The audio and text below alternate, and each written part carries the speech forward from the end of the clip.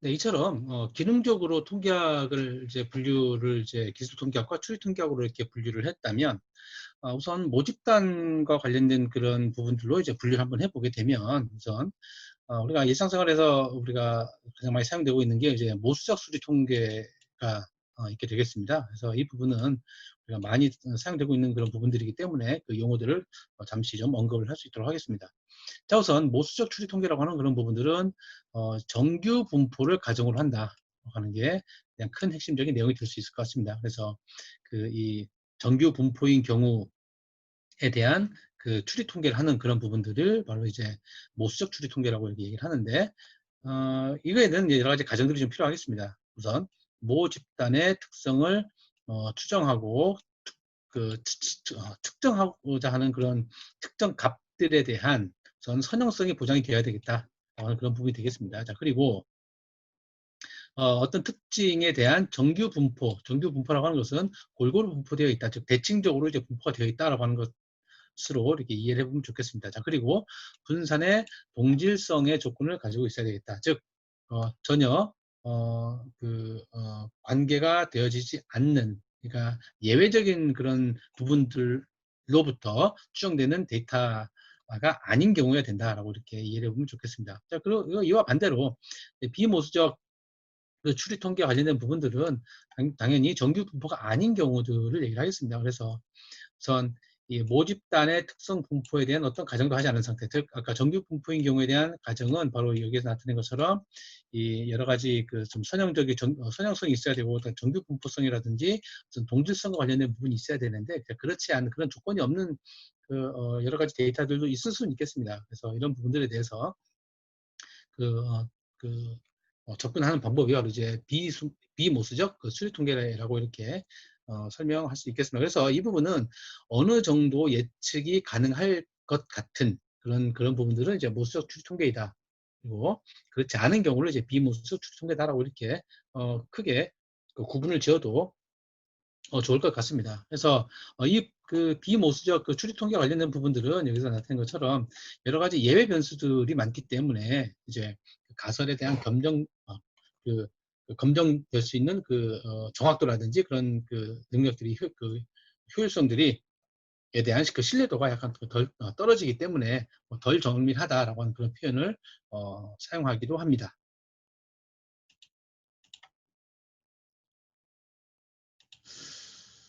자, 그렇다면 정규 분포를 갖고 있는 우리가 그 추리 통계를 이제 분석을 하는 데 있어서 우리가 이 정규 분포 곡선에 관련된 부분들에 대한 특성을 얘기하기 전에 요 얘기는 해야 될 것 같습니다. 자, 우선 모든 분포라고 하는 것들은 꼭 정규 분포야만 한다라고 하는 그런 부분은 있지 않습니다. 즉, 이 말이 무슨 말이냐면 우리가 어느 정도 나타낼 수 있는 그런 부분들에 대한 그 결과값이 우리가 자연현상에서나 일어나는 부분들도 어떤 부분들에 대해서는 아주 아까 앞서 얘기했던 것처럼 뭐 분산이라든지 어떤 정확한 예측값들, 선형적인 어떤 그런 값들이 있을 수 있지만 그렇지 않은 경우도 분명히 있을 수 있습니다. 그래서 그런 부분에 있는 그 데이터들이라 할지라도 이게 통계학적으로 의미가 없는 것이다라고 말을 하지 못한다라고 이렇게 기억을 해둬야 되겠습니다. 자, 그렇다면 우리가 일반적으로 정규 분포에 있다라고 하는 것은 뭐 여러 가지 분야에서 활용을 할 수가 있는데 데이터가 많아지면 많아질수록 정규 분포 곡선을 갖는다라고 이렇게 이해를 해도 좋을 것 같습니다. 물론 아까 앞서 얘기했던 것처럼 모든 부분이 그렇지는 않겠지만 자, 우선 많이 활용되고 있는 그런 정규 분포 곡선들에 대한 내용들을 한번 살펴보도록 하겠습니다. 자, 우선 정규 분포 곡선이다라고 하는 그런 부분들은 바로 이 앞에 그림에서 보는 것처럼 꼭지점을 기준으로 해서 좌우 대칭이고 종 모양을 하고 있다라고 이렇게 예, 보면 되겠습니다. 그래서 중심점을 기준으로 해서 바로 좌우가 이렇게 좌우가 이렇게 대칭이라고 이렇게 되어 있는 부분들을 바로 정규 분포 곡선이라고 이렇게 얘기를 합니다. 그래서 어, 이, 어, 이학적이다 또는 이제 공학적인 어떤 그런 부분들 또는 물론 그 사회과학에서 발생되는 여러 가지 여러 가지 데이터들 같은 경우도 정규 분포 곡선을 갖는 것이 비교적 안정적이다라고 이렇게 표현을 할 수 있겠습니다. 그래서 아무튼 이렇게 정규 분포 곡선을 나타내는 그런 부분들을 우리 특별히 자, 가우스 곡선이다라고 이렇게 얘기를 합니다. 그래서 이 가우스 곡선이라고 하는 것은 우리가 수학인 경우에 대해서도 우리가 표현할 수가 있는데요. 이 한쪽 부분을 생각을 해보면 바로 익스포넨셜 함수로 되어 있습니다. 그래서 이것을 익스포넨셜 수학에서 익스포넨셜 펑션으로 이해를 하면 좋겠습니다. 그래서 이게 이게 감소에 대한 익스포넨셜 그리고 여느 증가에 대한 익스포넨셜 즉 그 지수 함수하고 그다음에 로그 함수의 그런 데이터 추이로 이렇게 설명할 수 있다라고 이렇게 이해를 해보면 좋겠습니다. 그 중에 이제 그 가우스의 형태가 가우스 곡선의 형태가 바로 정규 분포 곡선이다라고 이렇게 이해를 해보면 좋겠습니다. 그래서 다시 돌아와서 평균이라든지 중앙값, 그 다음에 최빈값이 일치하는 분포가 바로 정규 분포이다. 그래서 평균이라고 하는 것, 중앙값이라고 하는 것, 그 다음에 최빈값이라고 하는 것은 다음에 통계 용어를 할 때 간략하게 설명을 할 수 있도록 하겠습니다. 그래서 평균은 우리가 잘 알고 있는 것처럼 어떤 그 값들을 가지고 있는 공통적인 그 값들을 얘기를 하고요. 그다음에 중앙값은 그 갖고 있는 데이터들의 가장 중앙에 있는 값을 나타내고 최빈값이라고 하는 것은 가장 많은 빈도수를 갖고 있는 값을 최빈값이라고 하죠. 자, 그리고 이 정규분포인 경우에 대해서는 0은 되지 않지만 그 값이 거의 0에 접근하는 그런 분포를 나타낸다라고 하는 것입니다. 그리고 중요한 것은 정규분포 곡선이라고 하는 것은 연속적인 변수들을 갖고 있는 분포의 특성을 가지고 있다. 자, 이 부분은 여러 가지 데이터들이 한 곳에 집중되어 있지 않고 골고루 이렇게 분산되어 있다라고 하는 그런 부분들로 이해를 해보면 좋겠습니다. 그래서 이 정규분포라고 하는 그런 그 개념은 통계에서 굉장히 중요한 의미를 갖고 있다. 이렇게 드리겠습니다. 그래서 여러 가지 그 곡선들 중에 가장 많이 사용되는 분포 곡선, 아까 그 가우스 곡선이라고 얘기를 했었습니다. 그래서 그 가우스 곡선은 우리가 잘 알고 있는 지수 함수, 로그 함수의 어떤 그 특별한 형태이다라고 이렇게 이해를 해보면 좋겠습니다. 자, 그리고 이 부분이 기억 우리가 해야 될 게 아까도 얘기했던 것처럼 모든 자료가 정상적으로 분포되어 있다라고 하는 그런 내용과 정규 분포라고 하는 그런 그 내용과는 사실 그 차이가 있습니다. 어떤 자료가 즉 예외가 포함되어 있는 자료가 자료일지라도 예외를 제외한 나머지 데이터들은 반드시 정규 분포 곡선을 갖는다라고 하는 그런 뜻은 우리가 아니다라고 이렇게 이해를 해보면 좋겠습니다. 그래서 우리가 이 수리적으로 우리가 그 산술적으로 유도된 그 곡선이라고 하는 그런 부분들은 우리가 그냥 어떤 모형의 일부분이다라고 하는 것만 기억을 해보면 좋겠습니다. 그리고 그 실제 정규 분포의 법칙을 그 실제 우리가 그 각각 여러분들이 전공하고 있는 여러 가지 분야에서나 아니면 또 다른 그 수학이 아닌 그런 부분에 사용될 때 그 데이터들이 갖고 있는 특성이라든지 종류 그리고 그 분야들의 그 중에서 끄집어낸 그 표본 집단, 즉 표본 집단 등에 따라서 달라질 수가 있다라고 이렇게 나타낼 수 있겠습니다. 그래서 정규 분포의 형태는 나중에 얘기를 하겠지만 이 분포도와 관련된 부분은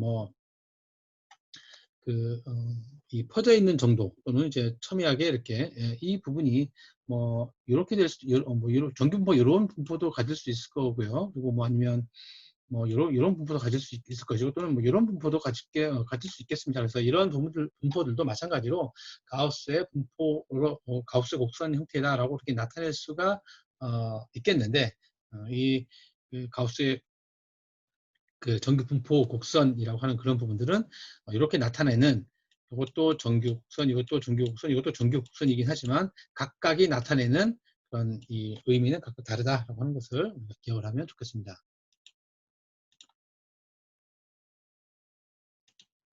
자, 그러면 이 정규 분포는 우선 이 그 상황에 따라서 각각 다른데, 즉 평균이라고 하는 것과, 평균이라고 하는 것은 그 데이터들에 대한 어떤 그런 그 기술적 기술 통계한 그 내용이 되겠습니다. 자, 그리고 그 관련한 그 표준 편차가 다르고, 그리고 곡선 안에 포함된 면적이 다른 경우에 대해서는 그 이 정규 분포의 곡선이 여러 가지로 이제 나타낼 수 있다라고 이렇게 앞서 얘기했던 그런 부분들을 한번 정리를 해보니 이렇게 되고요. 그리고 우선 앞서 얘기했던 것처럼 사례수가 다른 경우에 대해서, 즉 똑같은 이 평균이라든지 똑같은 표준 편차는 갖고 있지만 사례수가 달라지는 경우에 대해서는 자, 이러한 형태를 갖게 된다는 것이죠. 즉 n수가 변하게 되면 모양이 바로 이렇게 된다는 이 가우시안 분포가 이렇게 받게 되겠습니다. 즉 전체 모양은 변하진 않지만 이렇게 그 옆으로 쭉 퍼져 있는 그런 부분들로 이렇게 나타낼 수가 있겠습니다. 자, 그리고 평균이나 그 사례수는 같은데 표준 편차가 다른 경우에 대해서는 자, 정규 분포 곡선의 형태가 자, 이와 같은 곡선을 나타내게 된다라고 이렇게 얘기를 할 수 있습니다. 즉 표준 편차가 커지면 커질수록 그 곡선의 형태는 평평하게 된다. 즉 표준 편차가 커지면 커질수록 이렇게 이러한 형태의 그 정규 분포 곡선을 갖게 된다. 이렇게 이해를 해보면 좋겠습니다. 그래서 이 부분들을 그러니까 전문적인 그 용어로서 그다음에 예도와 첨도로 이렇게 나타낼 수가 있습니다.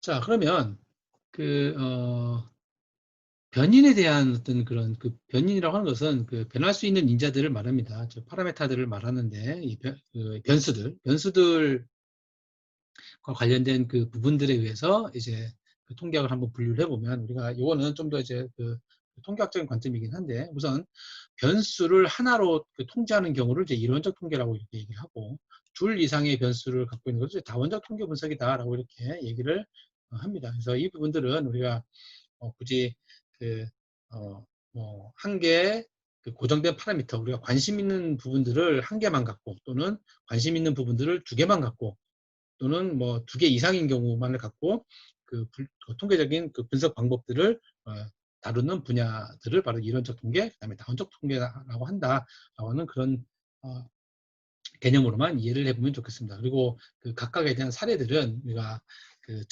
여러분들의 전공을 하고 있는 그런 부분들에서도 많이 활용이 될 수 있을 것이라고 생각이 됩니다.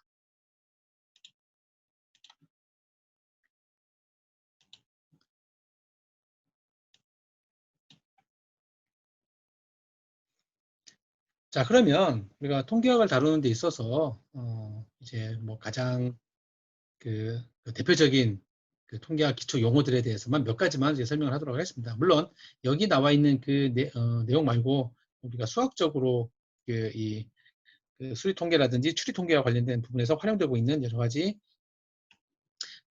용어들이 많이 있습니다. 그 중에 우리가 공통적으로 사용되고 있는 우리가 일반적으로도 많이 사용될 수 있는 부분들에 대해서만 간략하게만 몇 가지 정리하겠습니다. 우선 모호 집단과 표본 집단에 관련된 부분들이 되겠습니다. 우선 모호 집단이라고 하는 것은 우선 조사 관심이 되고 있는 즉 관심 대상이 되는 데이터 전체들을 모호 집단이라고 이렇게 표현을 합니다. 자, 그리고 그 중에서 모호 집단 중에서 연구의 대상으로 채택된 일부를 표본 집단이라고 얘기를 합니다. 그래서 모호 집단에서 표본을 추출하게 되면 그 부분은 바로 표본 집단이 된다라고 하는 것입니다. 그래서 모호 집단인 경우하고 표본 집단인 경우에 대해서도 우리 그 기술 통계들을 이제 나타낼 수가 있겠습니다. 그래서 그 기술 그 통계들에 관련된 부분들을 모호 집단인 경우에 대해서는 모호 집단에 대한 그 기술 통계를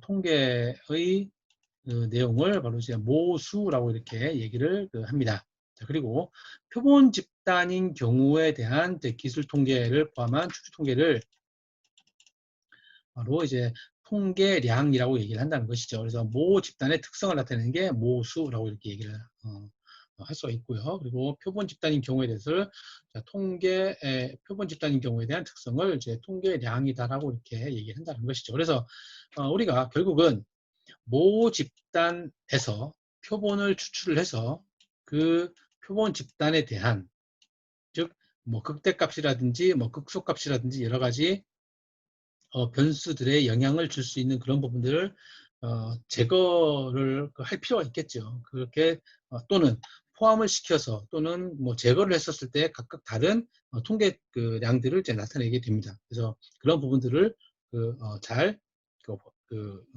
사용을 해야 되겠습니다. 자, 그래서 이렇게 표본 추출한 그런 부분들을 표본 집단이라고 하고, 이 표본 집단에서 이제 기술 통계와 관련된 여러 가지 분석 툴을 이용한 게 바로 통계량인데, 이 통계량들을 통해서 추론을 하게 되는 것이죠. 그리고 그 추론을 통해서 결국 모 집단의 성질들을 우리가 유추할 수 있고, 그다음에 예측을 할 수 있다라고 하는 그런 얘기가 되겠습니다.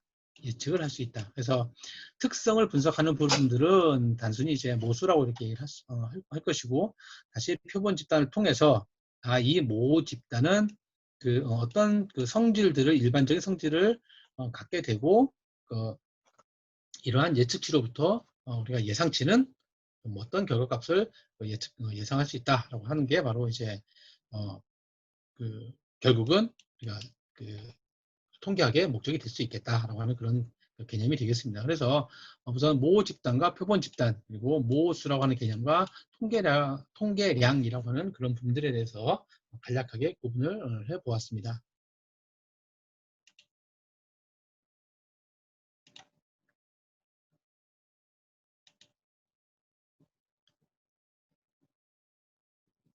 네, 다음으로 이제, 이제 기술 통계와 관련된 부분들에 대해서 우리가 간략한 내용으로만 정리를 좀 해보고 마무리하도록 하겠습니다.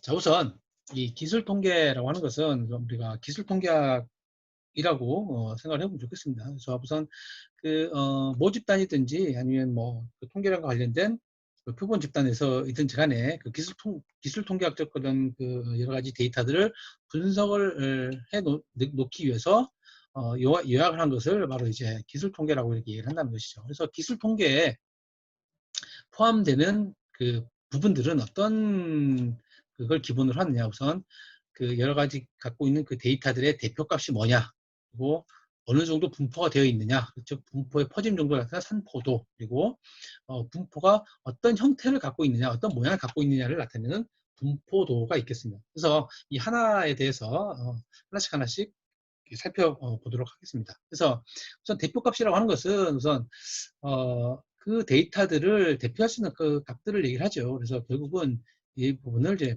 중심 경향치다라고 얘기를 할 수 있을 것 같고요. 자, 그리고 어떤 그 데이터들 분포의 중심이다라고 이렇게 얘기할 수 있겠습니다. 그래서 이 대표값들을 나타내는 게 바로 평균, 그다음에 중위수, 중앙값, 그다음에 최빈값, 가장 빈도수가 많은 값, 뭐 이런 부분들을 나타내는 게 바로 대표값이라고 이제 볼 수 있겠습니다. 자, 그리고 분포의 그 데이터들의 퍼짐을 나타내는 기술 통계 내용들이, 개념들이 바로 분산, 그다음에 표준 편차, 그다음에 범위, 사분위수, 백분위수, 자라고 이런 개념들을 통해서 우리가 산포도, 즉 분포의 퍼짐 정도를 설명을 할 수 있다는 것이죠. 자, 그리고 그 분포의 형태가 어떤 식으로 어떤지를 얘기를 하는 그런 부분들을 이제 분포도라고 얘기를 합니다. 그래서 다른 말로 이제 비대칭도라고 얘기를 하는데, 정규 분포의 그 형태에서 어느 정도 벗어나느냐를 나타내는 게 바로 이제 외도와